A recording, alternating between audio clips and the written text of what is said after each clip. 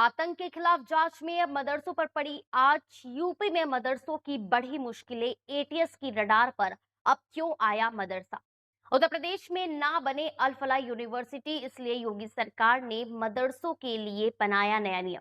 मदरसों को एटीएस को देनी होगी सभी छात्रों, मौलानाओं और प्रबंधकों की हर एक जानकारी। एटीएस को चाहिए मदरसों की एक एक डिटेल। उत्तर प्रदेश में एटीएस ने 8 जिलों के मदरसों का मांगा विवरण।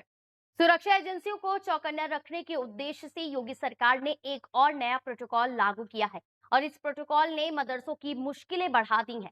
अब यूपी के 8 जिलों के मदरसों में पढ़ रहे सभी छात्रों, मौलानाओं और प्रबंधकों की हर एक जानकारी की जांच एटीएस करेगा। उन्हें अपना एक एक ब्यौरा यूपी एटीएस को सौंपना होगा। एटीएस अलग अलग मदरसों का दौरा कर रही है और इसी के साथ ही प्रशासन ने मदरसों से छात्रों, शिक्षकों और प्रबंधकों के नाम, पता और मोबाइल का पूरा ब्यौरा मांगा है। दरअसल हाल ही में दिल्ली में हुए ब्लास्ट में फरीदाबाद की अल फलाह यूनिवर्सिटी में डॉक्टरों की भूमिका सामने आने के बाद यूपी एटीएस अलर्ट पर है। जांच एजेंसियों की सक्रियता बढ़ने के साथ ही नए नए बिंदुओं की पड़ताल तेज हो गई है। इसी कड़ी में अब एटीएस की नजर जिले के मदरसों पर आ गई है और ऐसा पहली बार हो रहा है कि यूपी एटीएस सीधे मदरसों के छात्रों, मौलानाओं और पूरे स्टाफ का विस्तृत ब्यौरा खंगाल रही है। एटीएस यानी आतंकवाद निरोधी दस्ते सुरक्षा को ध्यान में रखते हुए अपनी कमर कस लिए हैं और प्रयागराज क्षेत्र के तहत आने वाले सभी जिलों के मदरसों, उनमें पढ़ने वाले छात्रों और कर्मचारियों का विस्तृत विवरण मांगा है।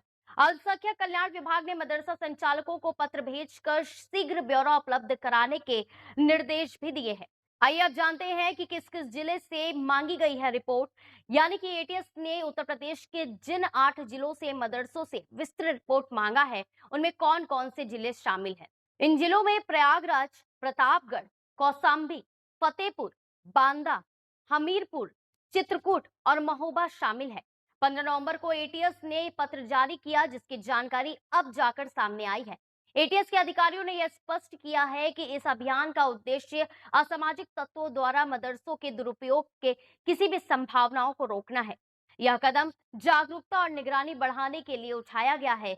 दिल्ली हमले के बाद सुरक्षा एजेंसियां राज्यों के बीच संदिग्ध मूवमेंट, संपर्क और गतिविधियों पर विशेष ध्यान दे रही है। ऐसे समय में किसी भी संभावित खतरे को रोकने के लिए यह जांच बेहद अहम मानी जा रही है।